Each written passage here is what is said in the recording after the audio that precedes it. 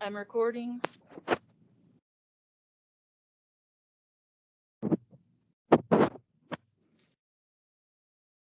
Okay, and what I'm gonna do,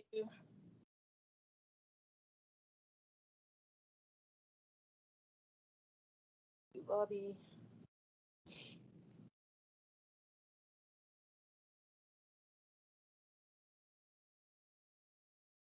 Okay, Josh, if you're able to let people in from the lobby, please do that again.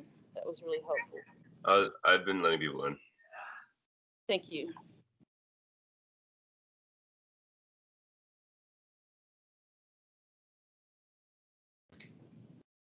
All right.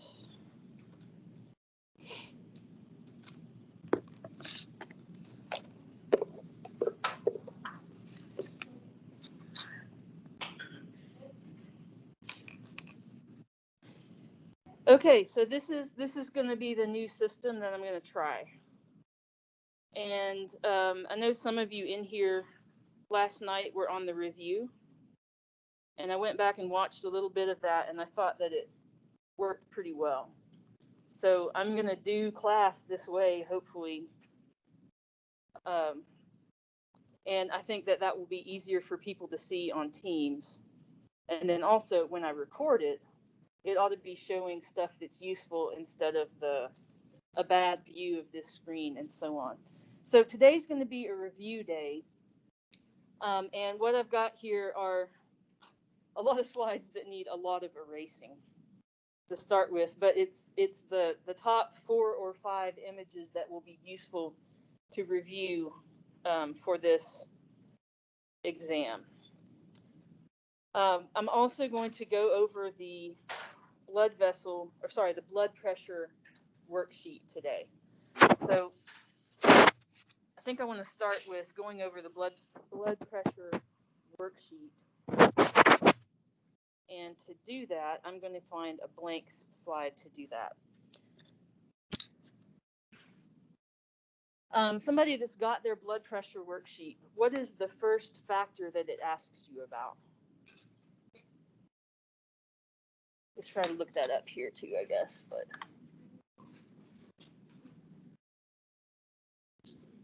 this part won't show on the team screen. But what I'm doing is I'm going to that blood pressure worksheet that's on Canvas, just so that I can see the different factors. And so what this blood pressure worksheet starts out with is it says how is blood pressure affected by, and I'm going to use BP for blood pressure. How is blood pressure affected by, and then it will have a factor, and then it asks why. So we start out with dietary sodium. And you'll have some questions like this on your exam. Are you supposed to be screen recording? Am I supposed to be screen recording? I thought or screen sharing, because you're not screen sharing right now. I'm not screen sharing. Thank you for letting me know. Let me go back and fix that. Yeah, I'm totally not screen sharing, but I want to be screen sharing.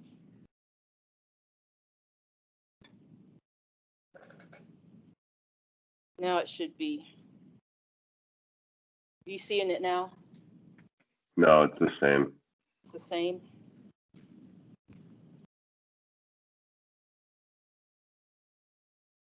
Oh.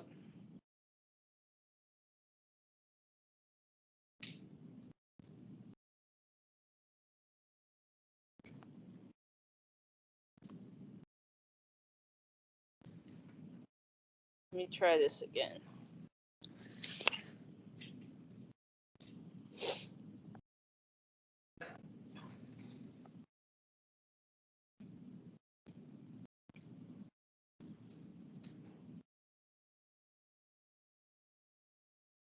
Clicking it.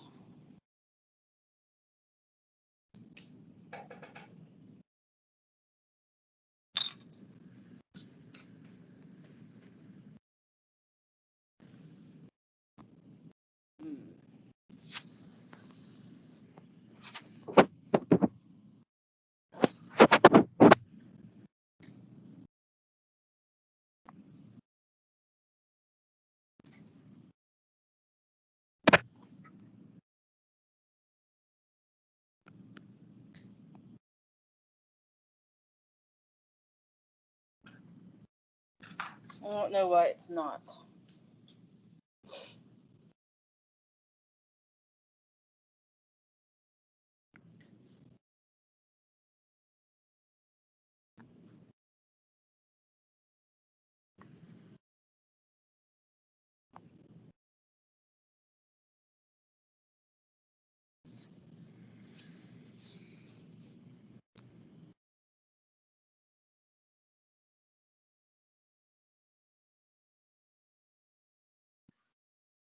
There's a button on the Teams thing that says share desktop. I don't know if that says share screen for you because you're on.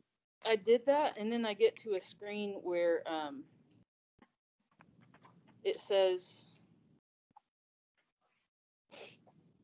start broadcast, and I'm clicking that, and it won't go. Try that again. Share screen.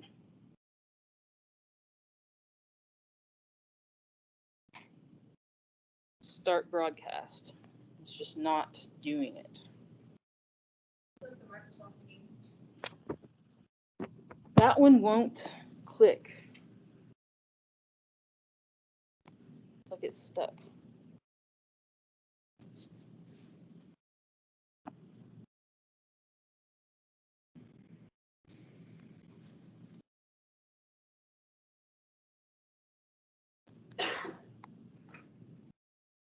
Okay.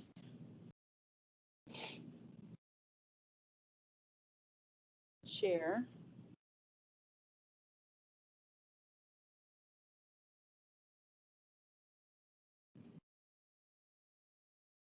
It was working at the house last night. Okay, so what I think I may have to do is, for those of you on Teams, I am recording this, and I will post the video after I get done, but I'm not sure what's going wrong with my, oh, I bet I know. There we go, camera on. Share screen. Start broadcast.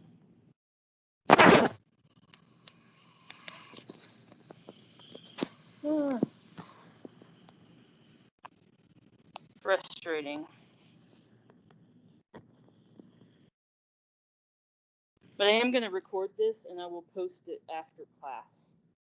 I think that's the best I can do right now. That's fine. Sorry about that. I'll try to get it figured out. I had it figured out at the house, but not working here. And if you want to listen along, you can, but you can also look for the video shortly after class. Okay. All right, so back to this. These questions on the exam, they will ask you, how is the blood pressure affected? And the blood pressure could go up, down. None of these are really going to be things that keep blood pressure the same. I'm not going to ask you anything that keeps blood pressure the same because that's kind of pointless to ask you. So part of the question is to answer, and then the other points are to tell me why does it cause the blood pressure to go up or down. When you come to the why, you need to either be talking about the heart, like what's this doing to the heart, or what is this doing to the blood vessels, or what is this doing to the blood volume? One of those factors. So for sodium, what does sodium do to blood pressure?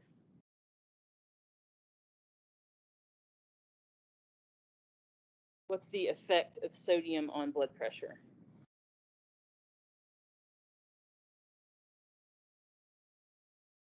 What'd you say? Yeah, it increases it. So on the exam, you could write that sodium,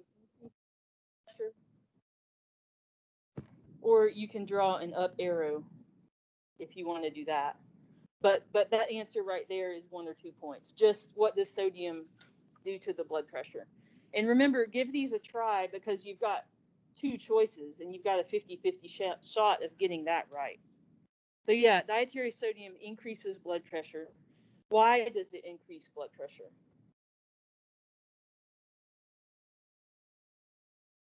It totally does, but knowing why is important. Is it because of osmotic pressure, or like does it have to do with that? It does have to do with the osmotic pressure. So having more sodium in the blood puts more solute in the blood, and it does increase the osmotic pressure in the blood. And by doing that, you increase the amount of water pulled into the blood, and you increase blood volume. All of that stuff is why sodium increases blood pressure. The key part here is that it's increasing blood volume.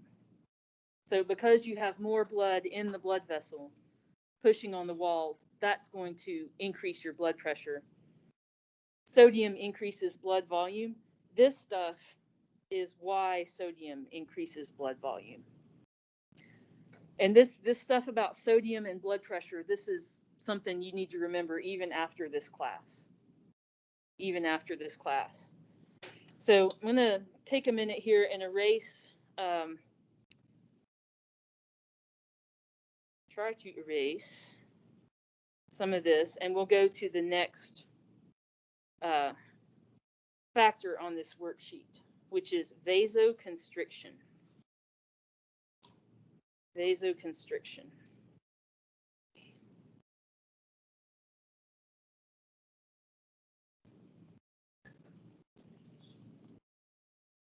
Just use a new blank slide. Here, do a new one. Vasoconstriction.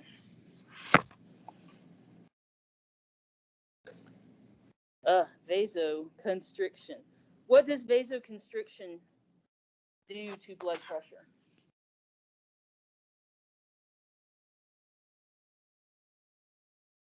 What is vasoconstriction? That's the start. What does that mean?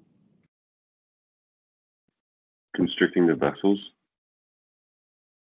Yeah, we're narrowing our blood vessel diameter. So that muscle layer in the blood vessels is squeezing that internal diameter, and there's less room for blood to flow through. So we're narrowing blood vessel diameter. So how does that affect blood pressure? What'd you say? It would increase it? Yeah, this increases blood pressure. Why does that increase blood pressure?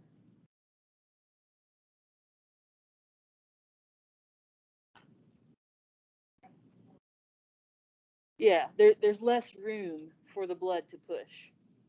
So you could say that. You could say that there's less room for blood. There's less room for blood, which means that the vessels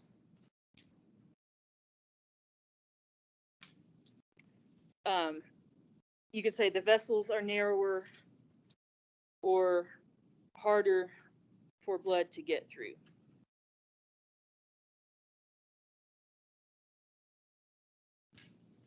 So on this section right here, we've kind of written 3 reasons. So there's less room for blood, the vessels are narrower, it's harder for the blood to get through. Any one of those things would work for me as a why answer. So you don't have to have a huge long why answer, but it needs to be referencing something that literally changed for that particular factor. So that's vasoconstriction. The next one, oh good, I can erase the whole thing here. The next one is loss of blood volume. Loss of blood volume. When could that happen? When does that happen to people?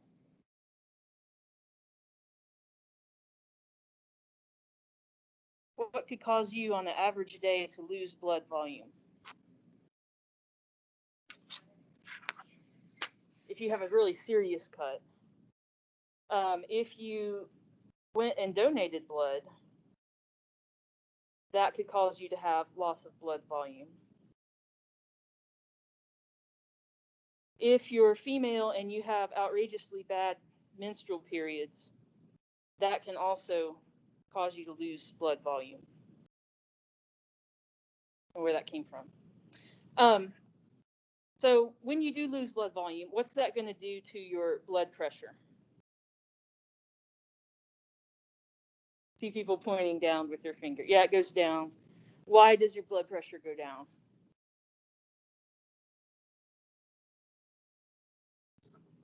Yeah. So because you have less blood in the system,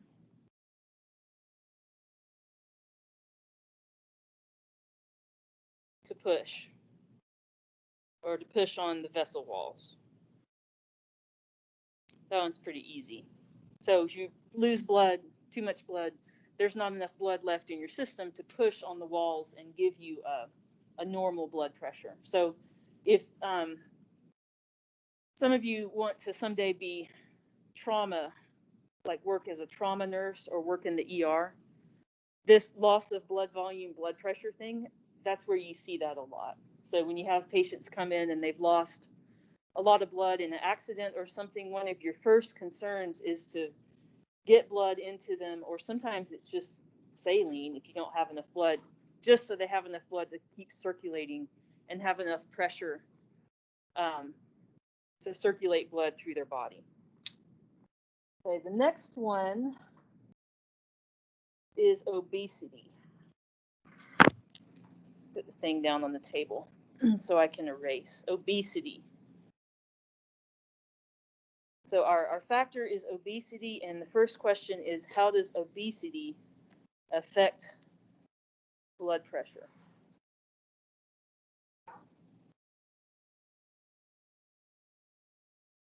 What do you think, up or down? Up. Up. That's true. Obesity causes blood pressure to go up. The why is harder to determine for this. So what could be reasons why?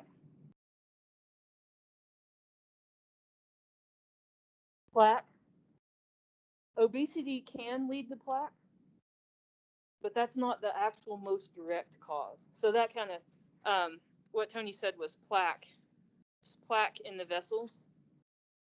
I'm putting parentheses around that because a lot of people who are obese do have plaque, but they don't always go together.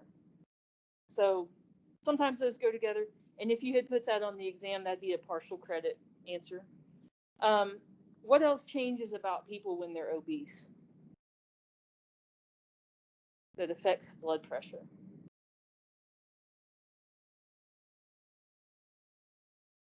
I remember if I talked about this year. So here's what it is, the why. When you're obese, you have to have a greater length of blood vessels to supply the extra tissue. If we think about blood vessels as hoses that are moving water, like blood, through the system, if there's more you have to have more length of blood vessels to reach all the parts of you. So people that are obese are having to have greater length of blood vessels. And this would be like, at my house, I have flowers down at the mailbox. It's really far from the house. So if I'm going to reach them to water, I have to hook up an extra hose. And because it's further, I would have to turn on the water more to reach down there. So to supply the extra length, you have to have extra heart strength to push the blood that far. That's the reason. That's the actual reason why obesity and just having more of the person or more tissue is going to cause blood pressure to go up. It's also similar, like a really big size person who's not fat, they're going to have a greater heart strength than somebody who's very tiny because there's just more of them to push blood through. Plaque will also be co-occurring with that too. So let's next jump down to the one on, oh, it's right next. Atherosclerosis, because that is the plaque situation. Atherosclerosis.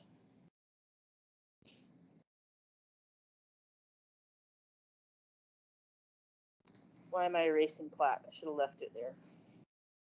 So for atherosclerosis, you need to remember that's the blood vessel problem that has plaque.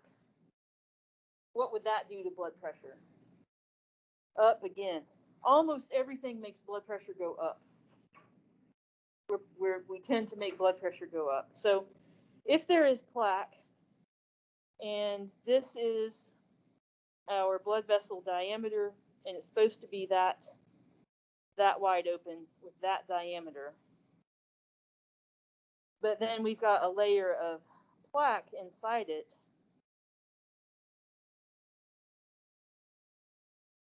How does that plaque layer make blood pressure go up?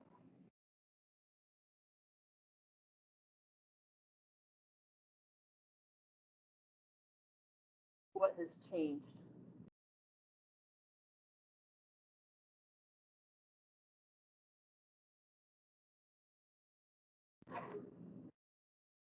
Yeah, we've got narrowed blood vessels. But you've got the same amount of blood. So there's more force of the blood on the walls. Like if all of us in this room tried to squeeze through a very tiny doorway, we would be putting more pressure on the doorway than if we went through a normal sized doorway. So having plaque, the interior of your arteries, that narrows their diameter. It's like vasoconstriction, but it's a plaque buildup, not a muscle function. That increases blood pressure because the blood vessels are too narrow now and blood has a hard time squeezing through, puts more pressure. And then our last one that we've got on this list is sympathetic nervous system. Sympathetic nervous system activation.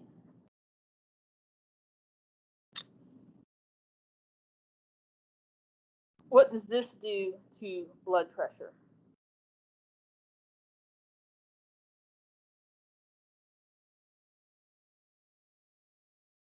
When are people in sympathetic control?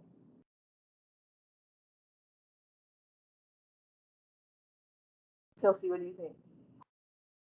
What'd you say? Fight or flight. Yeah. So remember, this is fight or flight. This is a stress response. This is going to cause your blood pressure to go up. If you've ever heard of people that when they go to the doctor's office and they get their blood pressure taken, they're scared and it goes up in the doctor's office. They're stressed and their brain is telling them this is dangerous and worrisome. Their blood pressure goes up in the doctor's office as they're about to get it taken. This one comes from all the things that sympathetic nervous system does to you cardiovascularly. So your heart will beat stronger and faster. A stronger, faster heartbeat. You also get vasoconstriction, where your blood vessels narrow. So sympathetic nervous system control is kind of a double whammy on your blood pressure. Got multiple reasons why your blood pressure goes up. Some of it's the heart, some of it's vasoconstriction. I think on your exam I asked you like three things about blood pressure, and I think two of them are the same as what's in this list, but one of them is something different that's not on this list. But think of it as what is this doing to either the heart or the blood vessels? And if you know what it's doing to heart, blood, or blood vessels, you can figure out what the effect on blood pressure is. Don't leave it blank. Yes, up or down if you don't know for sure. Okay, the rest of the time, what kind of things do you want me to go over with the rest of the time this morning?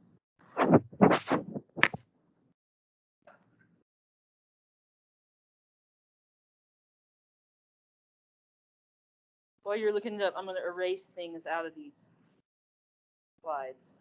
Clear them up.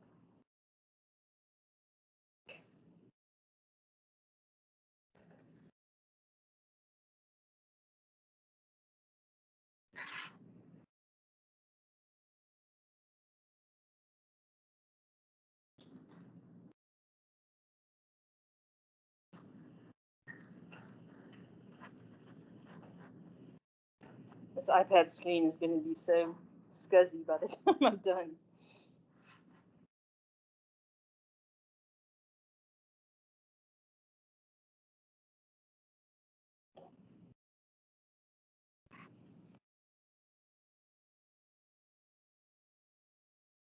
What kind of stuff should I go over first?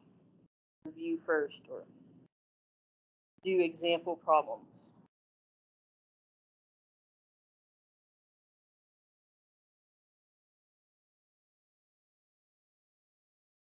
Yeah, suggestions? That's clear. That's clear. That's clear.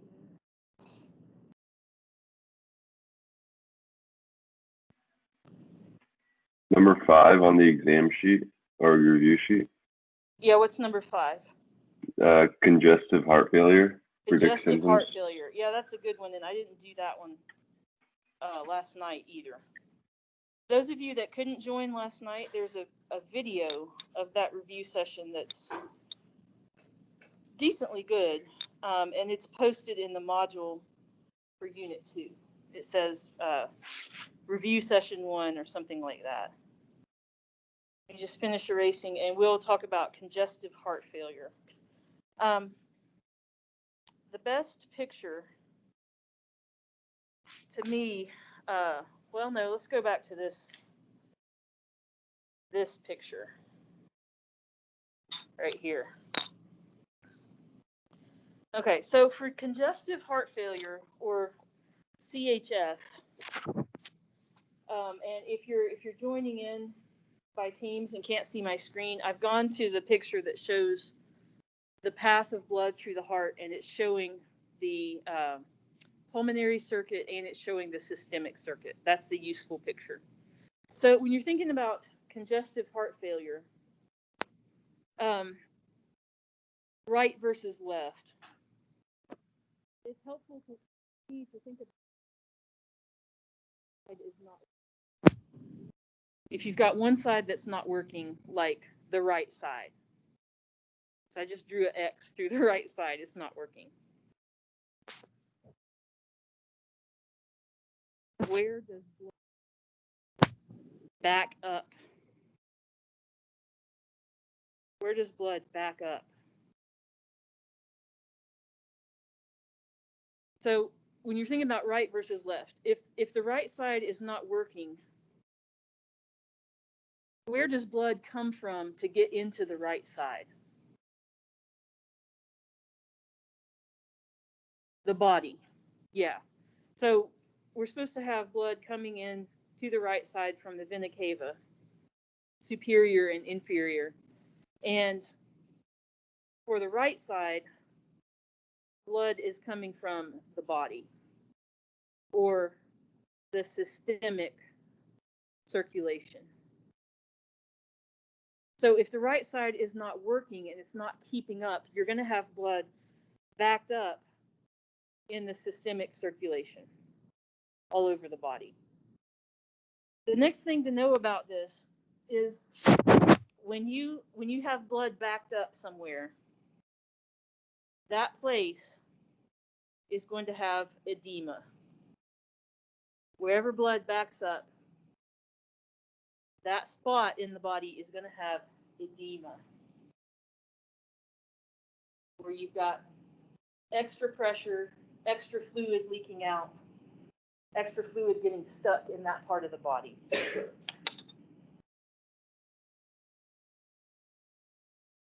Make this a little bit cleared up here. So if we've got edema in the systemic circulation, what does that look like? Or what problems does that cause for a person?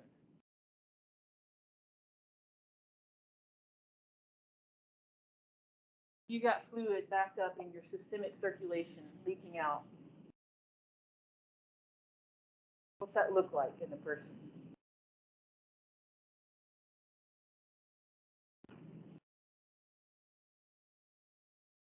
What would their symptoms be?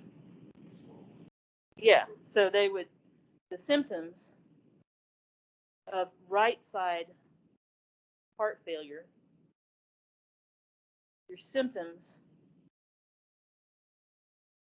are that you have swelling all over the body. You'd be swollen up all over the body. And we call that general tissue edema. General tissue edema. You swell up all over the body. That's right side.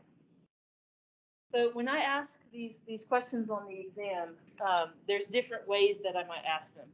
I might ask something like, if a person has general tissue edema, which side of the heart is suffering, and how do you know? That's one way I might ask that. Another way I could ask it is, if the right side of the heart is failing and having congestive heart failure, list a symptom or symptoms that the person would experience and explain why. So I don't have a lot of questions on congestive heart failure, but they will be there, and they're kind of short answer, like match the symptom with the side, or if this is the side, what's the symptom? So let's now talk about the left side heart failure. So if someone's left side of their heart was failing from congestive heart failure, where does blood back up if the left side is failing?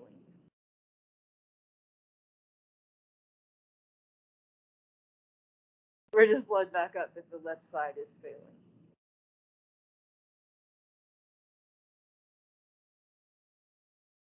Hannah, what do you think?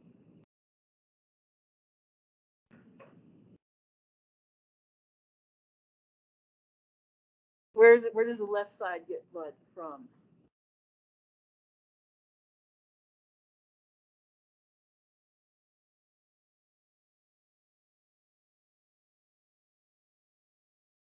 You know?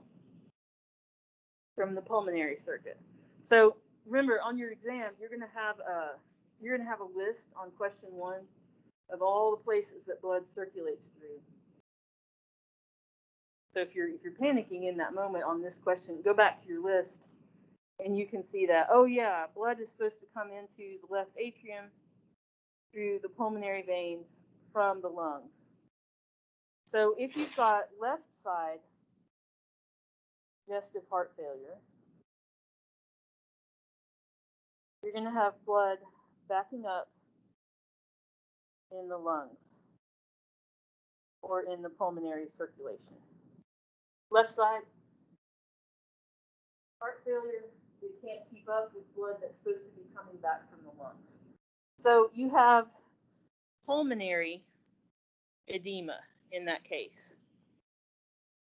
You're going to have pulmonary edema. You're going to have fluid in the lungs. You're going to have poor gas exchange,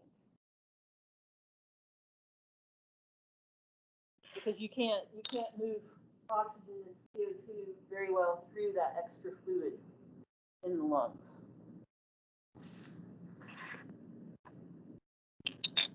So people that have left side heart failure, if you put one of those oxygen monitors on their finger they're going to have low blood oxygen because their heart cannot keep up with the blood that's supposed to be coming back from the lungs.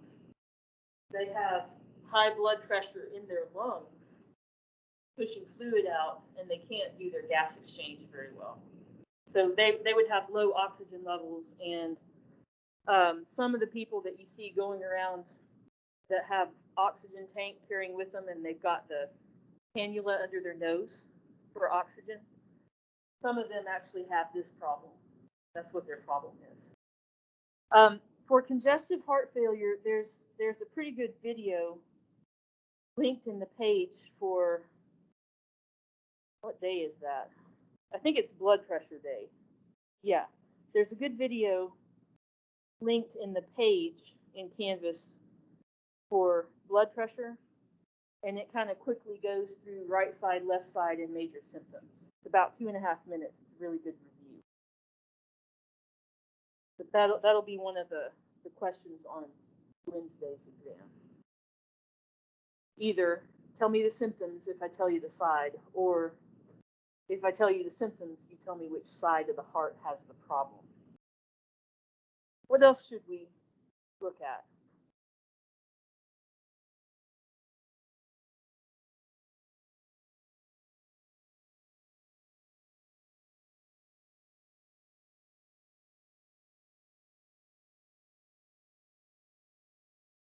Suggestions? I think we should do another one of these. This kind of question.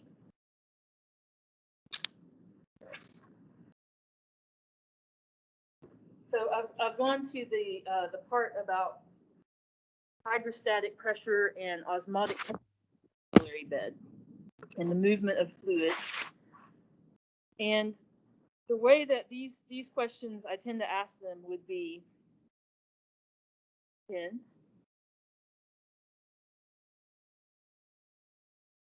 if the hydrostatic pressure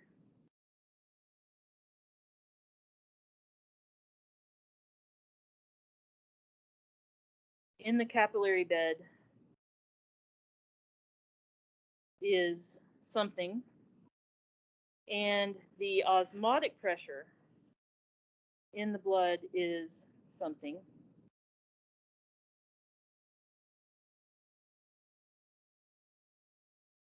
some number, predict the net pressure and the direction of fluid movement.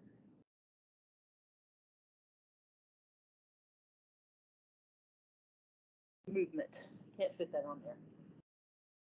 That's how the question will be set up. So it's a two-part question. First is, what is the net pressure? What is the size of the net pressure? And then what is the direction of that pressure?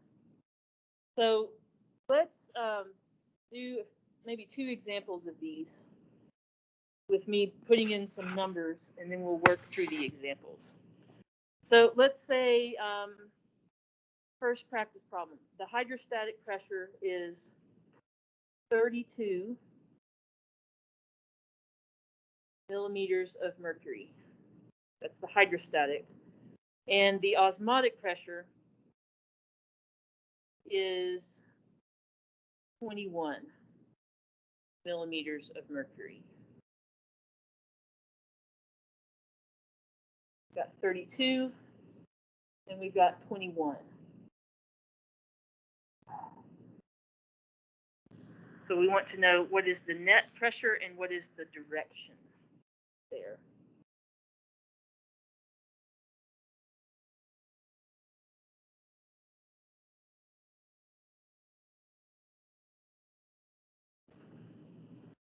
How do you find the net?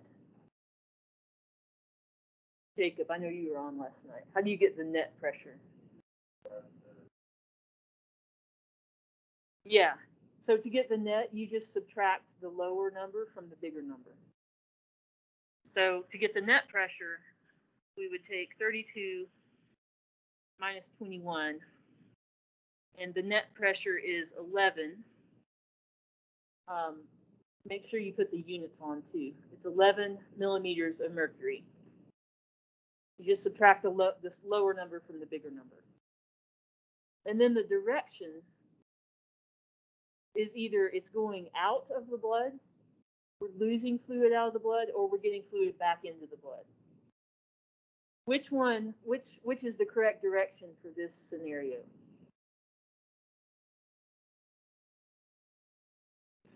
What? Outward. It's outward. Outward. For those of you that couldn't join last night, don't call it up. Don't call it up and down. Call it outward or inward. So the reason I know that it's out is that the hydrostatic pressure is always pointing out. Hydrostatic pressure is always pointing out. So you go with what the bigger number direction was. This is 32 out. Do another example with different numbers.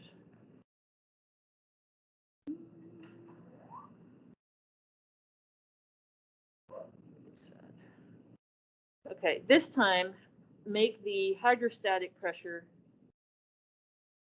20. It's 20 millimeters of mercury. And the osmotic is 21 millimeters of mercury.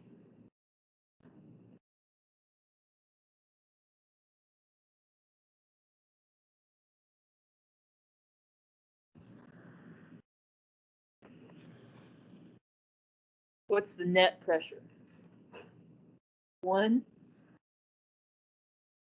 Yeah, 1 millimeter of mercury. In what direction? What'd you say? What? In. I'm sorry. It's totally in. It's inward or in. If this really happened to a person, this would be awful. What this means is that they don't have enough blood pressure to really push blood very well through their whole body. They're having more pressure come in than go out, and this is going to be bad news for their body, and they're almost in circulatory shock at this point. Something's really wrong with them. That's not the normal situation, but that's how, a couple of examples of how you work that problem.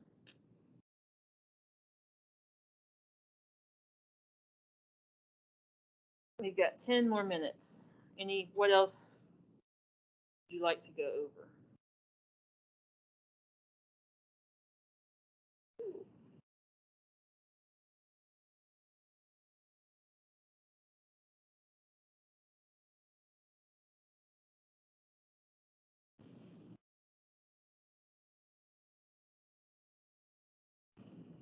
How are you feeling about this?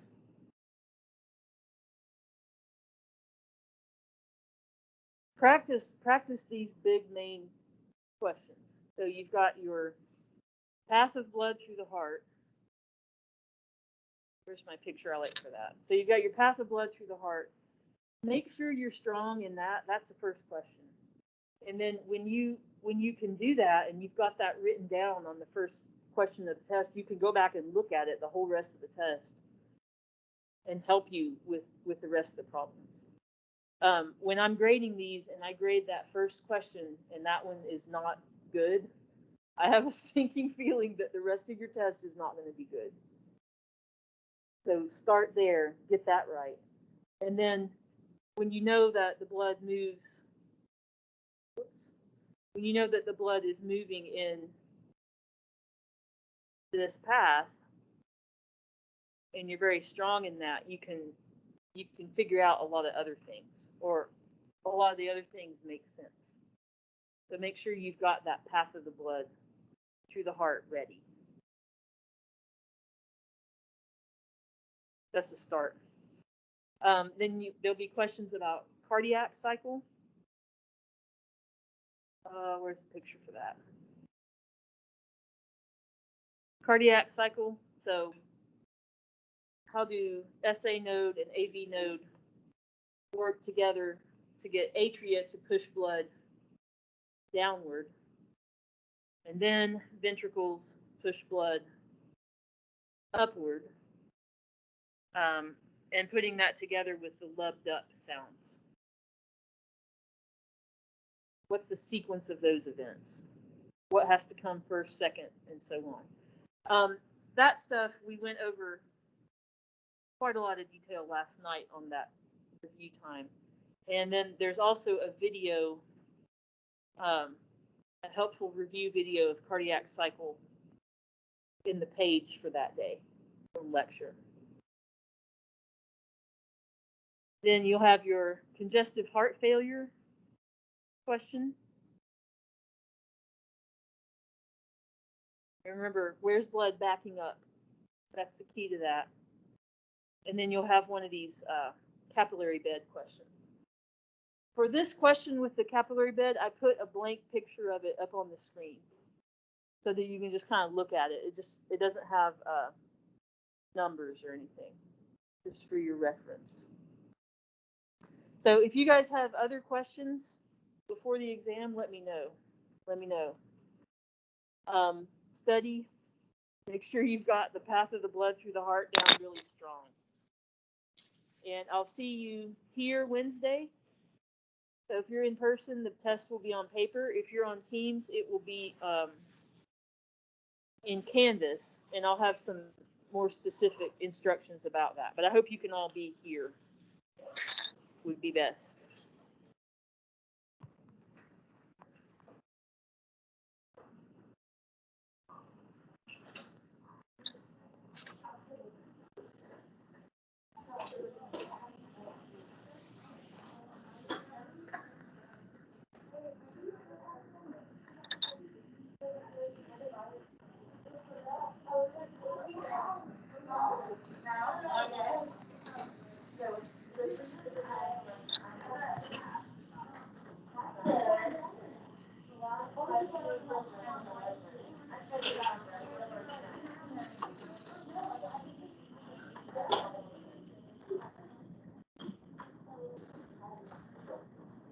Yeah, are you in the clear? I didn't get an email that you were. Oh yeah. Well, what happened was we were supposed to work the race, and I was having allergies, and I was pretty sure it was allergies, and I told Coach Brown that, and he's like, okay, well, just stay home and talk to Kayla. So I stayed home Friday and then Saturday. She's like, how are you feeling? I said, I'm feeling better. I know it's allergies. Like, I know it's not corona. Okay. And she was like, okay, well, if you need to stay home, stay home. If like, you're free to leave the house. And I was like, well, I got to leave this in my head. So I think it'd be better for me not to be outside all day. So anyways, I stayed home from that. But now I'm fine. Okay. But I've like lost track of who's like know. totally in quarantine and who's just kind of feeling bad. And anyway. Well, it's just like, I don't know. They just ask us every day, like even the smallest thing at home. But anyways, the blood flow of the heart, are we gonna have to draw that on the test? No. I mean, you can if it helps you write out the list, but I just grade the list. Okay, so if we actually memorize this 15, is it 15? 15 things from thing to thing, then that's all we need to. Yeah. So but I'll ask you to start at a certain spot. So if you say that you memorize it, it's the whole thing that's included in there too. Systemic is first. I mean, that's how I taught it. Yeah, that's how most people memorize it. Okay. But I will ask you to start it somewhere else, if that makes sense. Because it's a continuous circuit, and a lot of people learn it starting with systemic and then coming in vena cava and so on. But I may ask you to start at aorta, if that makes sense. Okay. And then you would just list it until you got back to the aorta. Yeah.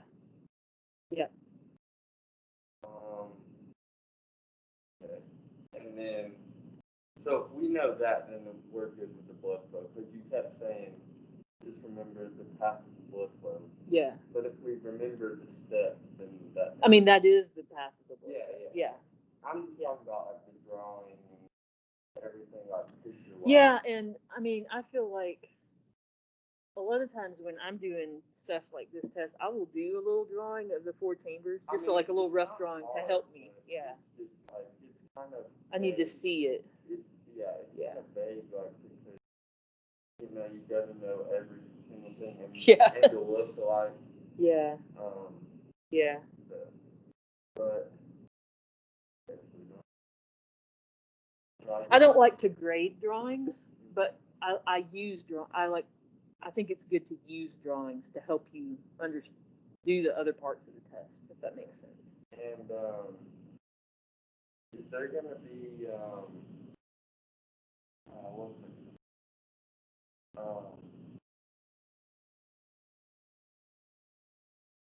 So that's the main part of it. That's the first big question, and it's a lot of points. And then if you've got that, you can keep looking at it to like remind yourself for the rest of the test, if that makes sense. Okay, so Yeah. we You really need to know that. okay. Like, I never have anybody do well on this test that doesn't, if they don't do well on that. Because if you don't have that down, the rest of it's really hard to understand. Yeah. It's not that it's hard to understand, but once you got that down, the rest of it makes more sense. All the like usual words. Yeah. You know. Yeah. All right. Well, thank you. Thanks. I'm glad that you could come back in person. Have a good day.